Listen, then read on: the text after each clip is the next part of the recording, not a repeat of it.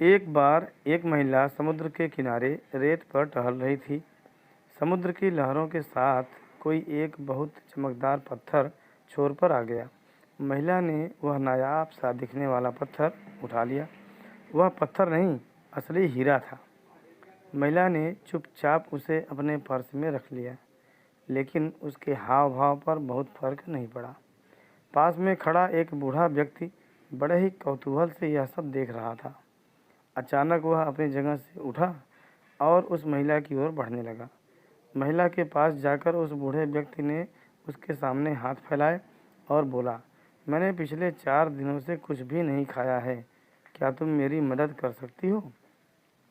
उस महिला ने तुरंत अपना पर्स खोला और कुछ खाने की चीज़ ढूंढने लगी।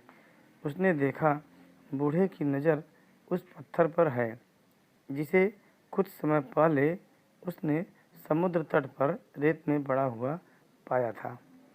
महिला को पूरी कहानी समझ में आ गई।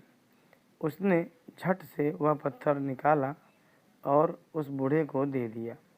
बूढ़ा सोचने लगा कि कोई ऐसी कीमती चीज़ भला इतनी आसानी से कैसे दे सकता है। बूढ़े ने गौर से उस पत्थर को देखा। वह असली हीरा था। बूढ़ा सोच में पड़ गया। इतने में औरत पलटकर वापस अपने रास्ते पर आगे बढ़ चुकी थी। बूढ़े ने उस औरत से पूछा, क्या तुम जानती हो कि यह एक बेशकीमती हीरा है? महिला ने जवाब देते हुए कहा, जी हाँ, और मुझे यकीन है कि यह हीरा ही है।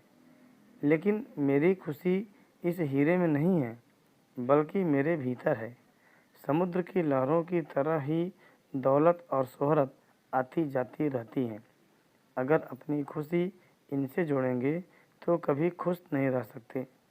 बूढ़े व्यक्ति ने हीरा उस महिला को वापस कर दिया और कहा कि यह हीरा तुम रखो और मुझे इससे कई गुना ज़्यादा कीमती वह समर्पण का भाव दे दो जिसकी वजह से तुमने इतनी आसानी से यह हीरा मुझे दे दिया।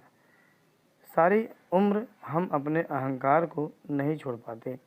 हम व्यवहार में अनुभव करें तो पाएंगे कि दूसरों को बिना लोभ कुछ अर्पण भी नहीं कर पाते। भगवान को भी कुछ पाने की लालसा से ही हम प्रसाद चढ़ाते हैं। लालसा पूर्ण नहीं होती तो भगवान को भी बदल लेते हैं, जबकि भगवान तो एक ही है। समर्पण के बगैर परमात्मा की प्राप्ति असंभव है और समर्पण ही है जो भक्ति को अपने गंतव्य तक ले जाने की क्षमता रखता है।